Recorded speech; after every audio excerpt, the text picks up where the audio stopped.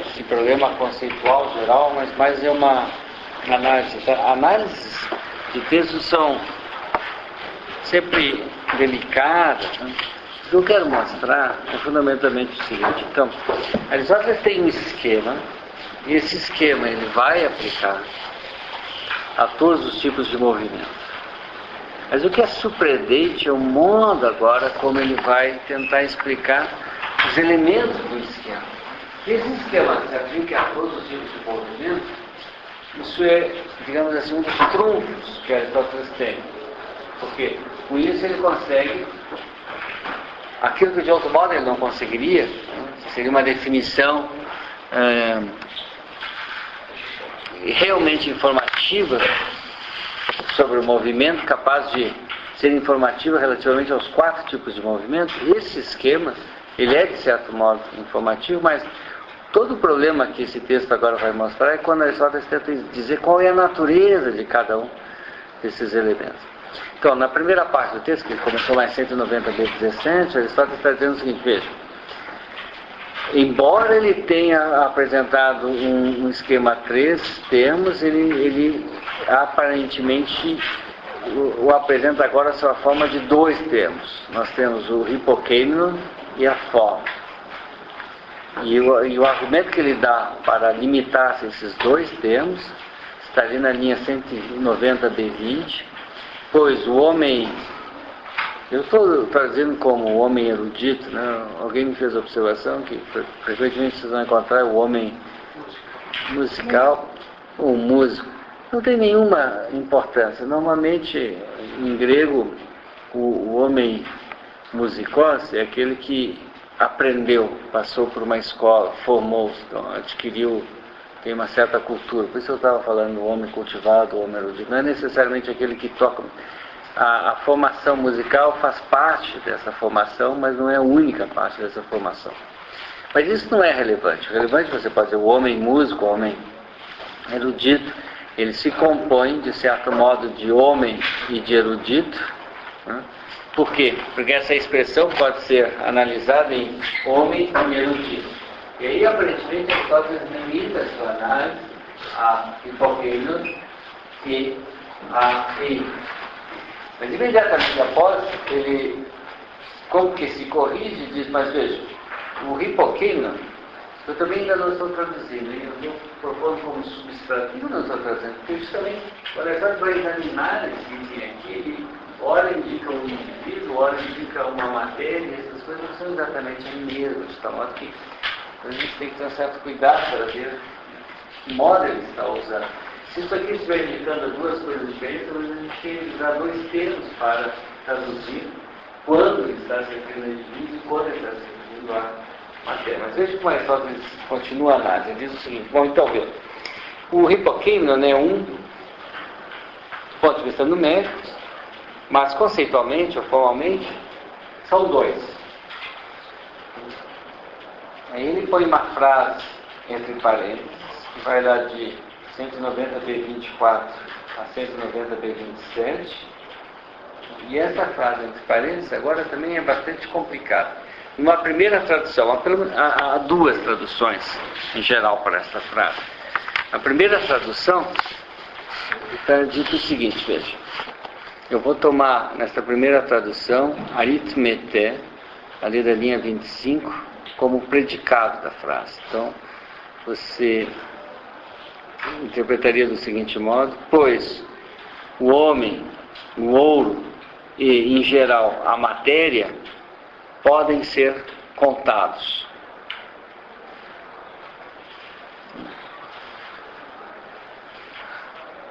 Eles são passíveis de serem listados como este homem aqui, aquela pepita de ouro, esse elemento material lá e assim por diante. Se você interpretar esse aritmeté como predicado, que é possível, então o hipokeimenon, então, ele fundamentalmente está designando indivíduos e, em geral, a expressão em geral a matéria é só uma generalização para referir-se a indivíduos. E, portanto, esse Hülle, essa matéria aqui, não pode estar sendo usada no sentido peculiar, específico a Aristóteles, que é a matéria próxima, distinta justamente do indivíduo, que é esta matéria próxima, segundo, informada por uma certa forma. Agora, se você interpretar esse aritmeté, então, na posição de predicado, na linha seguinte, que diz Todegar-te malo, né? Pois é sobretudo um Todeti, ou é de fato um Todeti, se você quiser, e aquilo que vem a ser desta coisa não por acidente. Ainda só para terminar esse parênteses, né? Por outro lado, a privação e a contrariedade são um acidente. Bom, então a ideia seria a seguinte, nessa primeira tradução, e não é a única e não é aquela qual vou dar minha preferência. A ideia seria o seguinte, bom, então você tem numericamente um único elemento aqui, mas conceitualmente ou formalmente você terá dois. De um lado, os indivíduos, que são coletivo, fisicamente, e do outro lado você tem a espécie ou a privação, que é um acidente. Por que é um acidente? Bom, porque de fato o indivíduo não ter tal propriedade, ocorre a ele, mas não é essencial a ele não ter ou ter essa propriedade. Essa é uma primeira leitura, e ela tem uma grande vantagem, porque na linha 25, aritmeté parece estar em posição de predicado de fato. E isso, aliás, a torna estruturalmente similar àquela frase da linha 27, a privação e a contrariedade são acidente. O Simbebekostra tipicamente são acidentes Simbebekostra tipicamente na posição de predicado. Ao passo que, só vou continuar o texto, depois eu já vou voltar para a interpretação, ao passo que a forma é uma única, por exemplo, a ordem, ou a música, ou a erudição, ou algum desses predicados. Bom, essa é uma primeira leitura, e a dificuldade dessa leitura é que você escamoteia, na verdade, um problema, porque veja, toda a dificuldade desse esquema está em que esse hipokêmeno designa o mesmo termo de indivíduos e a matéria. Mas o modo como agora eu acabei de traduzir, em que a aritmeté aparece como predicado e a frase seguinte diz que isto é, então, preferencialmente, é sobretudo um Todeti, então você tem que interpretar o hipokêmeno como sendo propriamente indivíduos, e a expressão e a matéria em geral, sendo um modo pouco preciso de designar esses mesmos indivíduos. Eu estou me dando conta agora que tem uma noção em Aristóteles que é difícil o uso, e na verdade ela concentra muito da dificuldade na análise metafísica de Aristóteles, que é essa noção a qual estou me referindo, um Todeti. Literalmente é um misto. Tod é aquele pronome pelo qual você designa essa coisa aqui. Esse pronome definido quer dizer um misto, quer dizer, pode ser um misto de algum tipo. Um misto como este particular é um misto, ou pode ser um misto no sentido de ser em geral uma garrafa e assim por diante. Esse T aqui pode ser bastante indefinido, você está introduzindo a ideia de que, em algum sentido, esse objeto aqui responde às condições de ostensião, de referência, de apontar para ele, assim por diante. Bom, veja, lá na metafísica, Aristóteles dirá que a matéria é um isto somente em potência, ao passo que a forma e o indivíduo já são um isto. Satisfaz as condições de ser esse Todeti.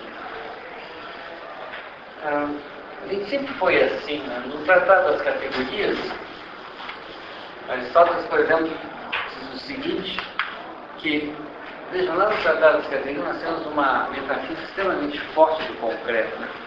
Tudo ou se nega indivíduos ou é dito de indivíduos.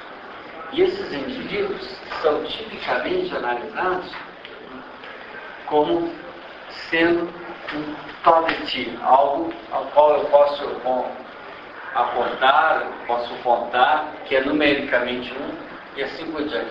Tipicamente lá na Tratado das Categorias, o indivíduo é um todeti, e somente indivíduos são um todeti. Agora, quando você passa a metafísica, é só que você tem uma modificação, e essa modificação é extremamente sensível. Indivíduos continuam sendo todeti, mas não são unicamente os indivíduos que são todeti, porque também a forma é algo a qual eu posso apontar, o que satisfaz essas mesmas condições de todeti que o indivíduo satisfaz. Não satisfaz a forma do mesmo modo, mas pelo menos satisfaz as mesmas condições. E lá na metafísica, Aristóteles dirá que ser substância é, sobretudo, né, ser separado, ou separado, melhor, e ser um todeti. É curioso observar que Aristóteles em nenhum momento explica exatamente o que ele está entendendo por todeti. Ele usa com muita frequência essa noção sem nos dizer exatamente. Na maior parte dos comentadores, nas traduções, vocês verão que todeti é tomado como sinônimo de indivíduo. Todos esses objetos, quais eu posso apontar, que eu posso contar, como eu posso aqui desenvolver 35 pessoas, assim por diante. Mas não é tão seguro assim, porque lá na metafísica, só dirá que a forma é um todeti. Bom, eu não posso entrar numa análise exatamente desse vocabulário lá na metafísica, mas o fato é que algo é uma substância, sobretudo porque satisfaz a condição de separabilidade. Indivíduos são separáveis, intuitivamente nós reconhecemos como tal, mas também uma substância tem que satisfazer essa condição de ser todeti. O que a pessoa pode estar pensando? Muito provavelmente a pessoa está pensando por essa noção algo que foi expresso lá no Timeu de Platão. A ideia é que uma substância, algo que tem que satisfazer uma certa condição de estabilidade. A expressão em grego é debaios, que Platão usa, mas que Aristóteles não usa. A ideia é ser um todeti é provisória ou definitivamente ser uma base estável para a referência e mesmo para a mudança relativamente a certos predicados. Nós, os indivíduos, nós, por exemplo, membros da espécie humana, somos essa base de referência, essas peças do mundo, essas peças nas quais o mundo se constitui e se articula provisoriamente. A forma de homem que todo membro da espécie humana carrega, ela é, aqui na metafísica, considerada muito mais estável que é o indivíduo, porque a forma não tem geração, nem sofre corrupção, e ela tem uma estabilidade de que o indivíduo goza unicamente de modo provisório. Isso explica, talvez, por que Aristóteles, lá na metafísica, dirá que a forma é todeti. Veja, na verdade, Aristóteles está dizendo o seguinte lá na metafísica: a substância tem que satisfazer dois critérios: ser separável, separabilidade, e ser um todeti. E a forma é a substância primeira. Portanto, é aquele item que satisfaz do melhor modo ambas as condições. Ao passo que o indivíduo a satisfaz também, mas não do modo mais satisfatório. E nós podemos entender em que sentido o indivíduo satisfaz a condição de estabilidade, de ser uma base estável de referência do mundo, de modo menos satisfatório que a forma, porque os indivíduos são provisórios no tempo, ao passo que a forma é eterna. Por outro lado, a forma, ela é separável, ainda que só pela razão, porque ela é sempre imanente a um determinado composto, e os indivíduos são separáveis, no sentido em que eles podem ser apontados, podem ser distintos uns dos outros fisicamente. Bom, mas então o que eu quero dizer é o seguinte, do Tratado das Categorias da Metafísica existe uma certa modificação com a tradução do Todeti, porque lá nas categorias indivíduos são Todeti, unicamente indivíduos são Todeti, ao passo que lá na Metafísica nós vemos que Todeti na verdade é mais bem satisfeito pela noção de forma do que pela noção de indivíduo. Bom, eu estou insistindo nisso porque aqui na física, né, Aristóteles introduziu de novo essa noção Todeti sem a explicar. E ele, então, veja, na primeira leitura você diria o seguinte, olha, o homem, o ouro e em geral a matéria podem ser contados. Por que isso? Pois eles são de preferência, ou sobretudo, Todeti. Isso parece, então, aqui, ligar diretamente a noção de Todeti à noção de contabilidade, de poder ser contado. E, portanto, a aproxima fortemente a noção de indivíduo. Em contraste com isso, você tem a privação, que seria simplesmente um acidente. Bom, agora, você pode ler essa frase de outro modo. Você pode ler essa frase do seguinte modo, veja. Essa que começa lá na linha 24, que está entre parênteses. Então você tem que o hipokeinon é numericamente 1, mas conceitualmente 2. E aí Aristóteles explica isso do seguinte modo. Pois, de um lado, o homem, o ouro e, em geral, a matéria que pode ser contada, né, é a matéria contável que pode ser contada, elas, claro, constituem o hipokeinon, o substrato. E qual é a diferença? A diferença é que Aristóteles estaria reconhecendo que aqui no hipokeinon você tem o hipokeinon pode designar duas coisas ligeiramente diferentes. De um lado, o homem e o ouro, que são totalmente indivíduos. Do outro lado, a matéria, a título de matéria próxima, que pode ser contada no seguinte sentido, que eu posso contar qual é a matéria, ou mesmo apontar para qual é a matéria de uma casa, mas enquanto matéria dessa casa, ela é em potência somente dessa casa. Essa matéria contável, né,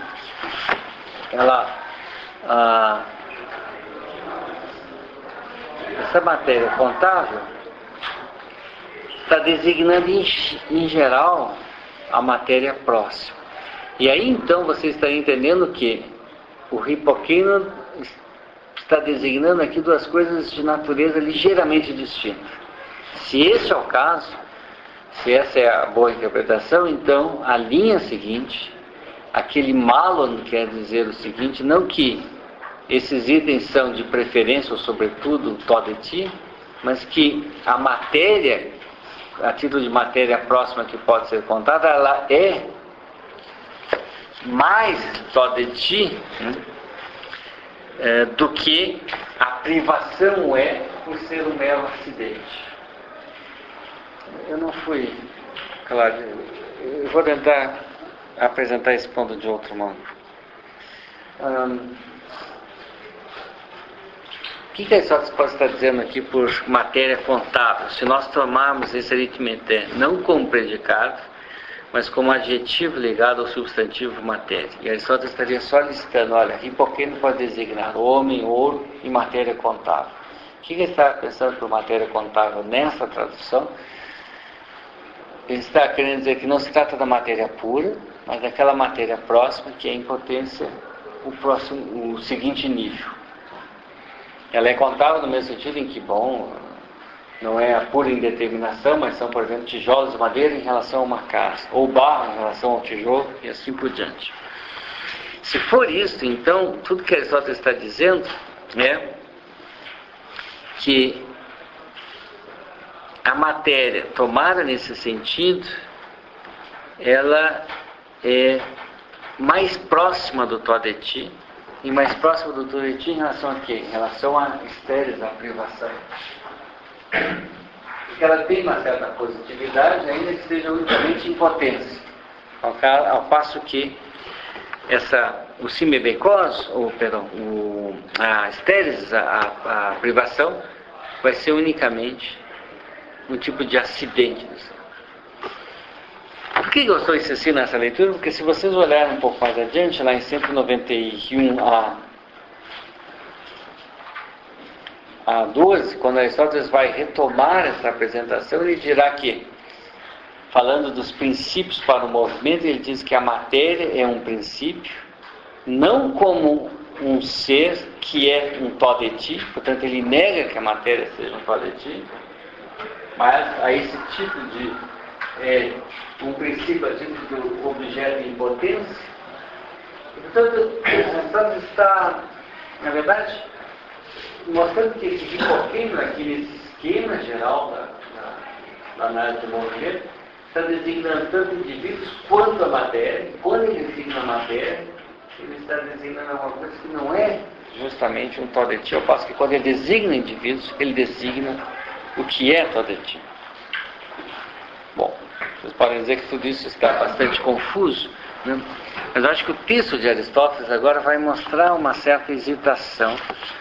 E vejam como é que ele continua. Aristóteles diz o seguinte, então vejam, olha, nós tínhamos só dois princípios, né? O Hippocâmbio e a forma. Mas o Hippocâmbio é um só em número e conceitualmente são dois. Ele é, ao mesmo tempo, o indivíduo ou a matéria de um lado e de outro a privação. E a privação é entendida agora como um acidente. Por outro lado, diz Aristóteles, a forma é uma única, por exemplo, a ordem, o músico, em qualquer um desses predicados. E aí Aristóteles continua, é por isso que os princípios devem, de um lado, serem ditos como dois, mas de outro, como três. Pois os princípios do movimento são, de um lado, os contrários.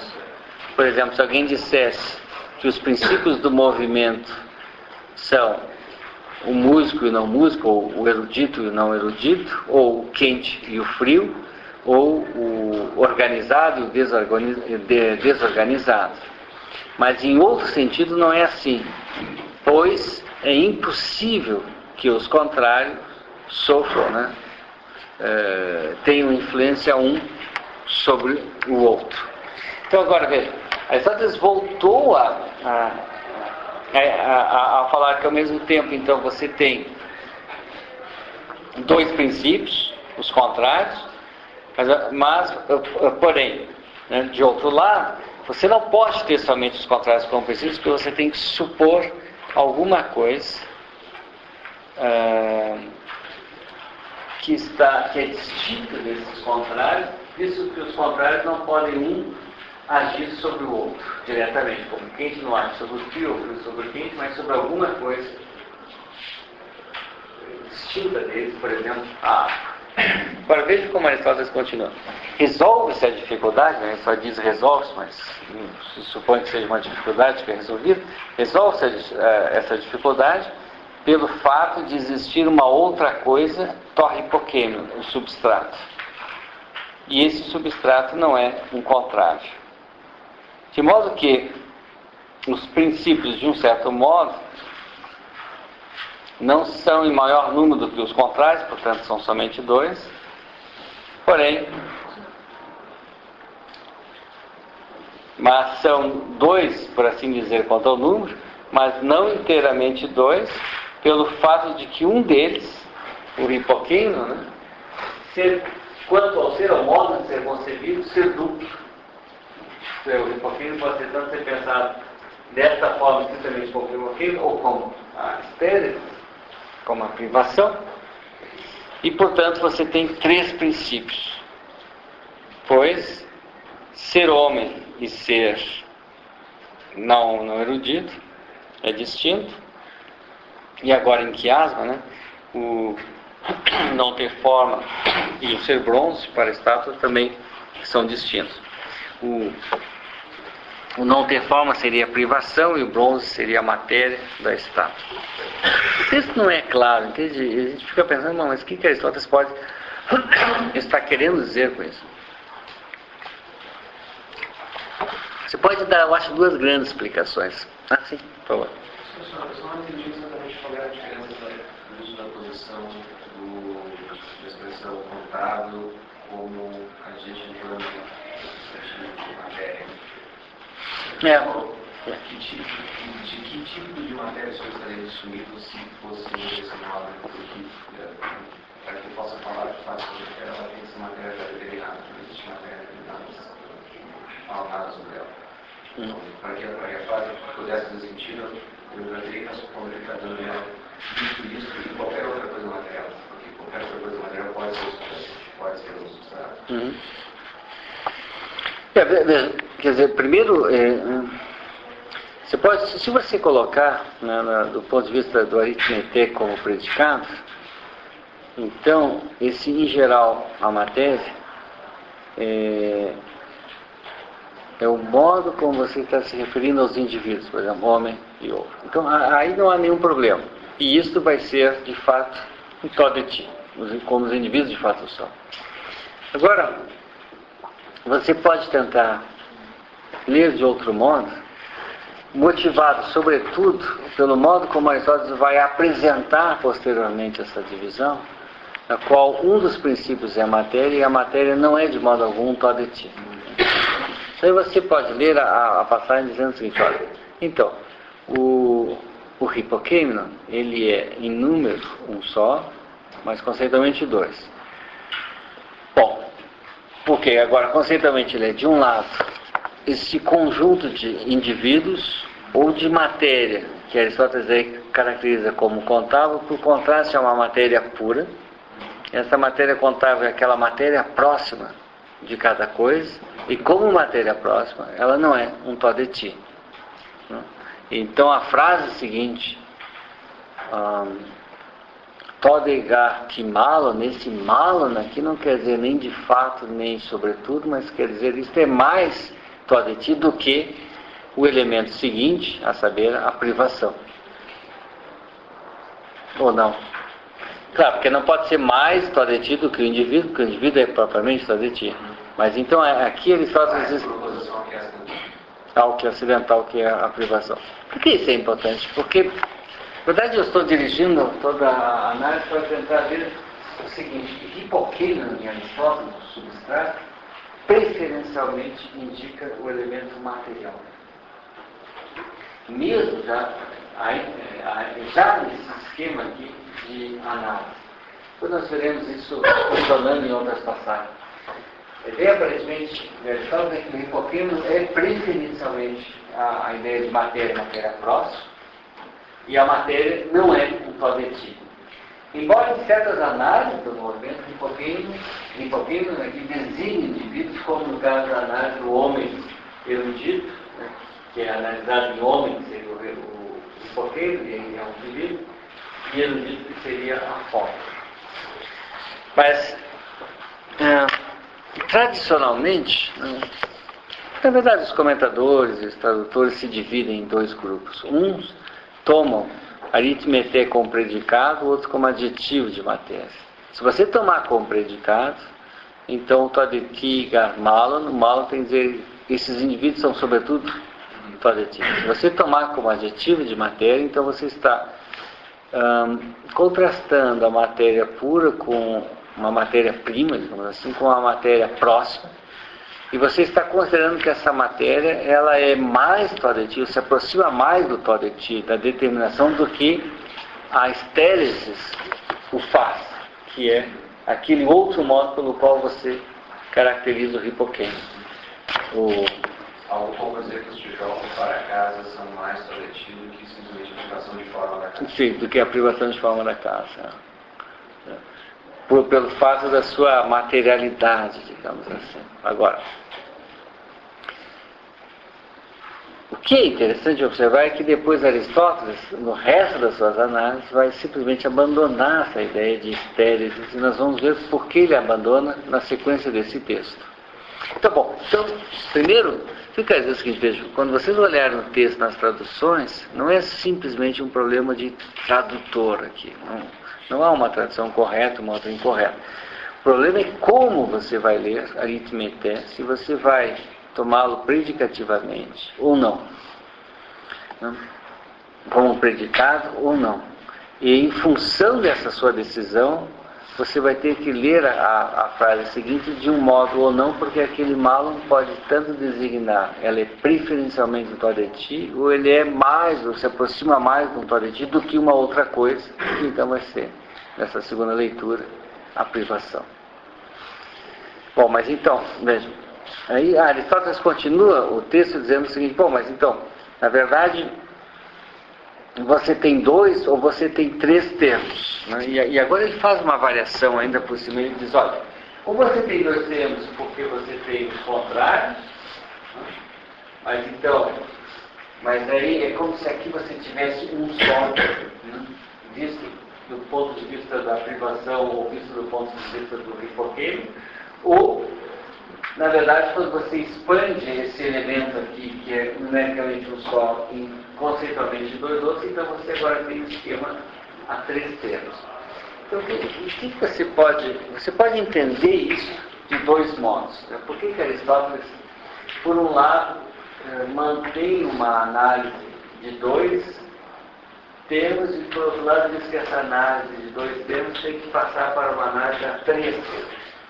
Você pode entender isso como uma tentativa aristotélica, e Aristóteles muito frequentemente age assim, procede desse modo, de não simplesmente dizer, bom, todos os filósofos anteriores estavam errados, mas tentar explicar o erro, mostrar, bom, por que eles estavam todos errados? Porque, no fundo, esse esquema pode ser tomado como binário, né, entre forma e esse grande elemento aqui, ou expandido nessa forma de 3 itens. E a Aristóteles acha que, bom, uma boa explicação do esquema consiste na sua expansão em três itens. Agora, se não é tão seguro assim, se nós olharmos a continuação do texto, né? Porque Aristóteles diz, bom, então, quantos são os princípios relativos à geração dos objetos naturais e de que modo eles constituem esse número de princípios, isso então foi explicado. E é evidente que se deve supor alguma coisa subjaz aos contrários e que os contrários são 2. Perdão, eu traduzi mal. E é evidente então que uma coisa deve subjazer aos contrários e que esses contrários são 2. Bom, então você voltou ao esquema tripartite, mas aí subitamente Aristóteles diz, porém, de um outro modo, isso não é necessário. Não é necessário, diz Aristóteles, né, de outro modo, ter esses 3 elementos, pois basta, é suficiente que um dos contrários produza a alteração por meio da ausência ou da presença. Bom, e agora você fica, o que Aristóteles pode estar querendo dizer? Primeiro ele nos diz que, bom, eu tenho que ter os contrários e supor alguma coisa distinta dos contrários. E imediatamente após ele diz, bom, mas isso não é necessário. Na verdade, eu posso supor, basta que eu suponha que um dos contrários produza mudança pela presença ou pela ausência. Ora, nessa última hipótese, você teria o quê? Você teria simplesmente o hipoquêmio, de um lado, e aí uma forma, e ausente ou presente dessa forma, você tem um certo estado do hipoquêmio, portanto, da presença à ausência ou da ausência à presença, você tem uma alteração, uma mudança no hipoquêmio. O que é extraordinário nessa passagem é que agora Aristóteles voltou de novo a explicar a mudança, não tanto por essa tripartição, mas mais por um esquema a 2 termos somente. E ele agora passa a dizer assim, bom, quais são esses 2 termos? De um lado é a forma, de outro é a matéria. Né? Tanto é que ele imediatamente diz, olha, a matéria hipoqueimênica, a natureza hipoqueimênica, a natureza material, ela pode ser conhecida por analogia, por relação. Toda a noção de analogia em Aristóteles é uma relação do tipo, o que A é para B C para D. E de fato Aristóteles imediatamente diz o seguinte: olha, assim como o bronze é para a estátua, o que o bronze é para a estátua, ou a matéria para a cama, e a matéria, eu vou recomeçar. O que o bronze é para a estátua e a madeira é para a cama, ou a matéria e o que não tem forma antes de adquirir uma forma é para cada um desses elementos que tem uma forma, assim também a matéria é em relação ao que tem substância, e assim também é a matéria relativamente ao tó de ti e ao tó on. Então, novamente, a matéria que está contrastada ao que tem substância, ao tó de ti e ao ser. O exemplo não é tão complicado assim. O exemplo é só simplesmente dizer o seguinte: veja, então, como é que eu conheço a matéria? Eu conheço do seguinte modo: como é que eu conheço o que é isso, matéria? Né? Eu sei que, olha, o que madeira é por exemplo, para a cama, né? O bronze, o que o bronze é para a estátua, a matéria, agora aumentando o nível de abstração, a matéria é para o ser ou a substância. Ou a substância, ou ainda, diz Aristóteles, o tó de ti. Então nós temos de novo essa tendência a contrastar, na verdade, a matéria ao ser, a substância, ao tó de ti. E aparentemente ele está agora lidando com esse esquema binário, não com esse esquema a três tempos. Bom, e aí Aristóteles continua. Men 1, ali na linha 1191 a 12, essas duas partículas parecem agora introduzir um tipo de resumo que Aristóteles está fazendo. Então, assim, resumindo, a matéria é um princípio, não como sendo uma coisa una, nem como sendo tó de ti, algo determinado, um isto, mas ela é, mesmo assim, um princípio. Por outro lado, né, é um princípio. Agora Aristóteles usa a expressão res de logos, né, a fórmula dela, isso quer dizer, a fórmula dela, isto é uma expressão que Aristóteles usa para simplesmente se referir também à forma. Então você tem a matéria, a forma, e ainda o contrário da forma, a saber, a privação. Então agora Aristóteles voltou de novo a esse esquema a três itens, né? A matéria, a forma e a privação. Mas com a diferença agora que o hipokeimenon ficou determinado como matéria e não mais simplesmente como contendo, né? Podendo designar indivíduos e a matéria. Isso que esse texto para mim tem um ar misterioso, porque Aristóteles aparentemente tem um esquema que ele quer aplicar, né? Você tem, olha, explicar o movimento é dizer, tem alguma coisa, o hipokeimenon lá, um substrato, esse substrato de não P passa para P, da privação à forma. Essa forma aqui é uma noção bem alargada, porque não é somente a forma exigida da essência, mas é qualquer predicado intrínseco desse objeto. O hipokeimenon ali pode ser tanto a matéria, exigida a matéria próxima, como pode também ser os indivíduos. Esse tipo também, Aristóteles diz, bom, mas esse esquema não é necessário. Na verdade, bastaria eu ter um esquema em que eu tivesse o hipokeimenon a título de matéria e uma forma. Então, a presença ou a ausência dessa forma, né, da presença, a ausência ou da ausência da forma, eu explicaria o movimento. Então, aparentemente, ele volta a um esquema de dois elementos só, muito similar a esse esquema que ele vai mais adiante apresentar lá na metafísica. Mas quando ele volta a resumir o ponto, ele volta a apresentar o esquema do movimento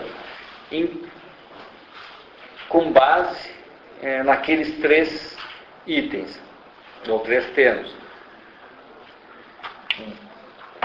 A matéria, a forma, e o contrário da forma, a saber, a estéresis, a privação. E aí Aristóteles diz, bom, então, veja, de que modo o movimento, né? Os princípios do movimento são 2. E de que modo? São mais do que 2? São 3? Isso foi dito acima. Então, é curioso como Aristóteles, ao mesmo tempo, ele não parece estar... Ele não parece estar querendo decidir entre 2 ou 3. Ou bem porque ele está se referindo historicamente aos filósofos que o precederam e explicando, olha, por que eles tomavam toda a explicação do movimento somente com 2, a saber, os 2 contrários? Porque eles não viam que esse elemento contrário, na verdade, continha conceitualmente 2 elementos, o substrato e a privação. Isso pode ter uma explicação de que Aristóteles como não queira decidir, porque ele sempre quer manter a boa explicação a 3 termos e ao mesmo tempo explicar por que tanta gente se limitou a pensar somente em 2 termos.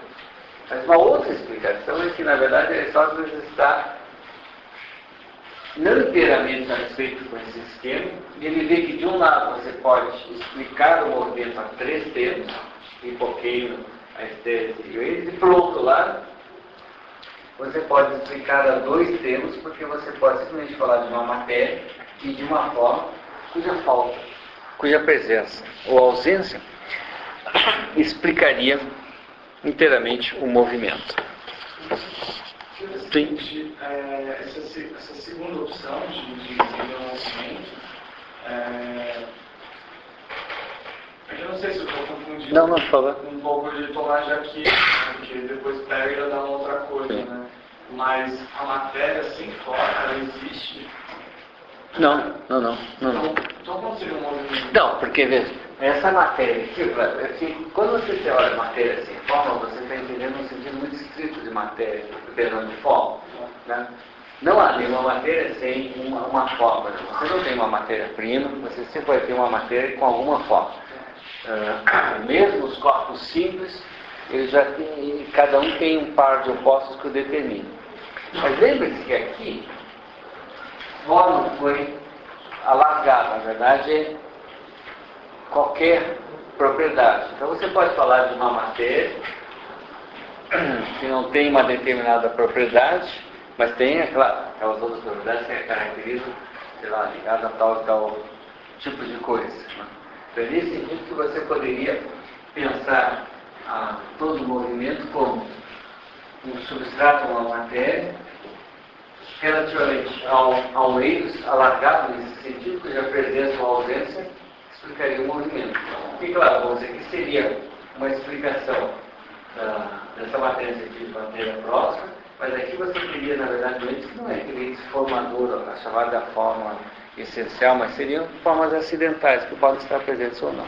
Então seja todo movimento vai ter uma finalidade. É isso que eu quero dizer? Eu já vou introduzir mais adiante essas noções de finalidade. Né?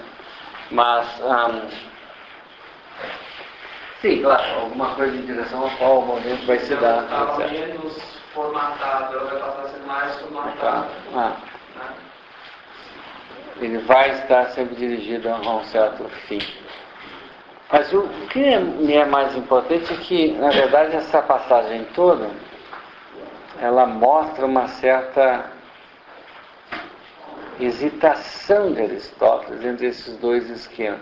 E essa hesitação, talvez seja difícil reconhecer a hesitação, né? Porque Aristóteles está ora falando de esquema 3, ora 2 elementos, ora ele diz, bom, olha, isso aqui na verdade é um só e contém 2, ou na verdade nós temos que ter 3, de fato. Ora o hipoqueino é um indivíduo, ora ele é uma matéria. Ora essa forma aqui está caracterizando as propriedades essenciais, ora as menos acidentes. Então, o que eu quero mostrar é que, na verdade, Aristóteles está bem menos seguro do que normalmente se diz. Né? Isso aqui é um esquema com o qual ele pretende operar uma teoria geral, unificada do movimento, mas ele, obviamente, contém dificuldades. Dificuldades por quê? Primeiro porque uma teoria unificada é alguma coisa pouco provável de ser encontrada, já que nós temos 4 tipos que dificilmente vão poder ser unificados. Segundo porque mesmo esse esquema aqui vai lidar com termos que não estão bem fixos. Eles ora designam o indivíduo, por exemplo, porque não é matéria, e ao passo que eles ora designa propriedades essenciais, ora propriedades acidentais. Mas nós, ao mesmo tempo, percebemos como Aristóteles está tendendo a examinar a noção de hipoquema sob a forma privilegiadamente de matéria. Eu ia fazer uma observação meio lateral aqui. Aristóteles diz aqui nessa linha 14:15, 191 a 14:15, então, deste modo que nós temos 2 ou mais de 2, isso foi explicado acima. Se costuma sempre dizer, né, que a física são lições que talvez Aristóteles não tenha escrito, mas que um aluno estivesse tomando notas, etc. Isso aqui é tipicamente uma referência de alguém que está escrevendo um texto. Né? Quando você está escrevendo um texto, você diz, bom, olha, isso eu já expliquei antes ou acima. Se Aristóteles estivesse, de fato, somente falando e ditando um texto que algum aluno estivesse escrevendo, ele provavelmente teria escrito o que ele uma única vez faz lá na Ética Nicomaquia, como isso foi dito antes, pró, e não acima. Isso é um pequeno sinal que, na verdade, Aristóteles está redigindo o texto. Ele é menos oral e bem mais escrito. Bom, mas não tem nada a ver com o conteúdo, hein? O problema do conteúdo é o que ocorreu nesse texto. Que Aristóteles diz, bom, então, primeiramente, foi dito que os princípios são somente os contrários, depois que era necessário que uma outra coisa estivesse por baixo desses contrários, sobre esses contrários, e que, portanto, os princípios são 3. Agora, a partir do que foi dito, é evidente qual é a diferença dos contrários e de que modo os princípios se relacionam uns com os outros e o que é esse hipoquema, o que é esse substrato. Bom, eu não sei quão positivo ou otimista Aristóteles pode ser, mas ele não me parece ter exatamente explicado o que é esse substrato, porque justamente esse substrato ficou variando entre uma referência à matéria próxima e uma referência a indivíduos. E matéria próxima e indivíduos possuem características bem diferentes. Mas vejam ainda como Aristóteles continua. Se é substância a forma ou hipoquêmio, isso ainda não está claro.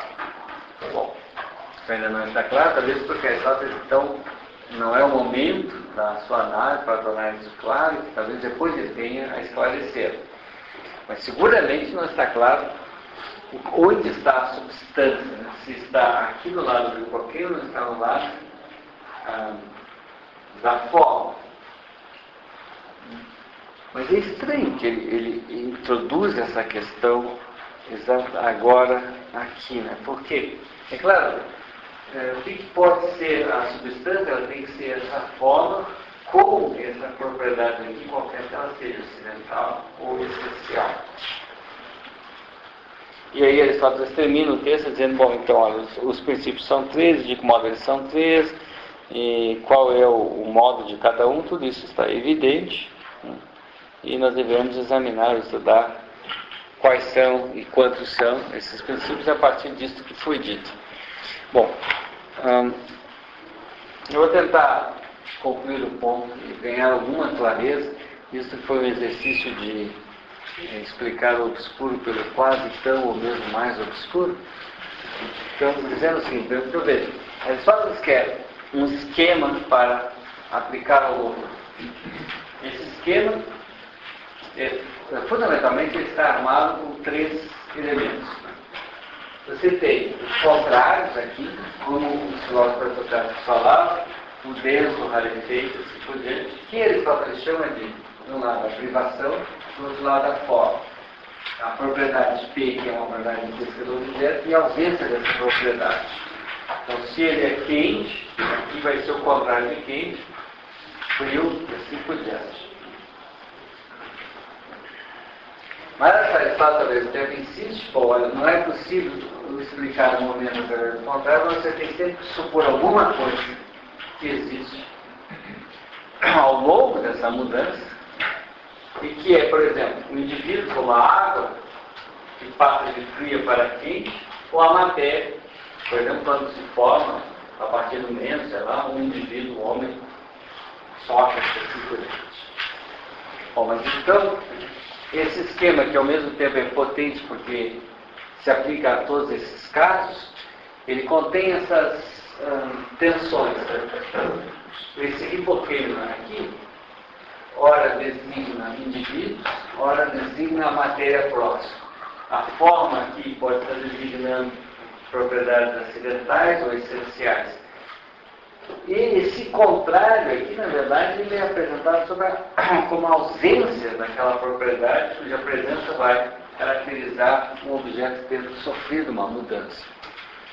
Então, o esquema é ao mesmo tempo operacional e, por outro lado, ele carrega aquelas tensões que têm origem onde? Na tentativa de fazer uma teoria unificada do movimento. Mas dessas mesmas tensões desse esquema, Aristóteles parece querer não diminuí-las, mas pelo menos atenuar a sua força, mostrando que, bom, mas isso no fundo provém do fato que algumas pessoas examinavam o movimento somente com dois termos e que você pode ora examiná-lo com esses dois termos, ora pelo esquema de três termos, e que ele estaria mesmo disposto a aceitar isso se nós relemos esse esquema de três termos e temos um esquema em que fundamentalmente nós temos um elemento hipoquímico no material e uma ausência, uma presença de uma forma para explicar esse movimento. E veja, a jogada ainda é bastante obscura, né? E, de certa forma, todos nós nos sentimos aliviados quando Aristóteles termina esse livro dizendo, bom, vamos examinar esse problema tomando um novo ponto de início, porque aparentemente a gente chegou a um lugar difícil, a uma pouca precisão. Eu queria ainda fazer algumas observações. Primeiro, veja, eu sempre hesitei aqui em traduzir hipoqueima. O que eu estou querendo com isso? Porque, claro, você pode fazer um traduzir por sujeito, por substrato. Qual é o problema? O problema é que nesse esquema aqui, ele pode estar tanto designando indivíduos quanto a matéria próxima. Mas nós vemos que no modo como Aristóteles está querendo examinar, ele tende a dar privilégio à noção de matéria, justamente quando ele a aproxima desse outro esquema químico, que hipoqueima aqui tipicamente designa essa matéria próxima. Então, talvez a gente deva manter uma noção geral de substrato, e os substratos tendo um tipo de foco privilegiado na matéria, mas eventualmente podendo também caracterizar esse substrato como um indivíduo, em casos como a água que passa de frio para quente. Eu vou ainda introduzindo alguns argumentos. Na verdade, na física assim não é tão decisivo como você analisa a noção de hipoquímica, mas na metafísica vai ser um pouquinho mais delicado. Mas aqui você pode ter uma noção geral de substrato, em que há uma referência privilegiada à matéria, mas que não necessariamente se resume a esse elemento material. Pode ser esse elemento material já de uma determinada forma, como é um indivíduo. Vocês encontrarão outras traduções do tipo subjacente, que é muito similar, né, ao substrato, subjacente, alguma coisa assim. Talvez capture mais literalmente a ideia de hipoqueima, hipoquista, é aquilo que está sobre, que já sobre alguma coisa, mas introduz para a língua portuguesa alguma coisa que não me parece tão clara assim, né? Porque É claro que é alguma coisa que está solta, que está solta, mas justamente porque ele contém um elemento material que permite, né, essa alteração de uma propriedade em seu oposto, assim por diante. Eu vou voltar sobre esse ponto, porque talvez a gente deva manter o substrato, porque é menos o fato de ter alguma coisa, né, por trás desses contrários, e mais o fato que essa coisa que está por trás desses contrários contém fortemente uma referência à matéria. É isso mais que está em questão. Certo. Sempre vai estar em questão, para Aristóteles, nesse esquema, que por trás dos contrários há alguma coisa que subjaz. Mas o que está sobretudo em questão é que isto que está por trás dos contrários é um elemento basicamente material. Portanto, talvez substrato ainda seja, como tradicionalmente sempre se escolheu, a melhor tradução. Ele não simplesmente diz que alguma coisa por trás dos contrários, mas que essa coisa por trás dos contrários é privilegiadamente um elemento material. Bom, eu tinha pensado em examinar uma parte final do próximo capítulo, mas eu vou deixar isso para o próximo encontro. Peço que vocês tenham nos próximos encontros uma edição da física, né, para poder acompanhar esses problemas de tradução e de exame, porque por momentos eu vou fazer uma análise mais distante, meramente conceitual dos problemas em questão, mas em alguns outros momentos eu vou tentar fazer uma análise linha a linha, e aí então é sempre bom ter o texto para poder acompanhar as dificuldades, por vezes sintáticas, por vezes semânticas. Bom, então, olha, no próximo encontro eu vou tentar apresentar isso com um pouco mais de clareza, muito rapidamente, e entrar no segundo livro, para, examinando as 4 causas, né? Lá você tem que introduzir as 4 causas, tem que mostrar que o acaso não é uma causa a mais, o que está ligado aos problemas do acaso, e depois dirigir o argumento para mostrar que entre as 4 causas existe uma que tem um papel proeminente, que é a causa final. E para mostrar isso, então, é preciso examinar a natureza da teleologia em Aristóteles. Então, esse agora é um novo argumento, que o próprio Aristóteles, aliás, apresenta, se vocês verem a última frase ali do primeiro livro, como sendo um novo ponto de partida. E nós veremos que, de fato, o segundo livro apresenta uma série de novidades assim, conceituais, que o leitor do primeiro livro, bom, não esperaria. De fato, Aristóteles agora inova bastante e introduz novos pontos. Bom, então, na próxima terça-feira, que eu acho que é dia 12, então, nós voltamos a examinar agora, centrando a leitura no segundo livro da física.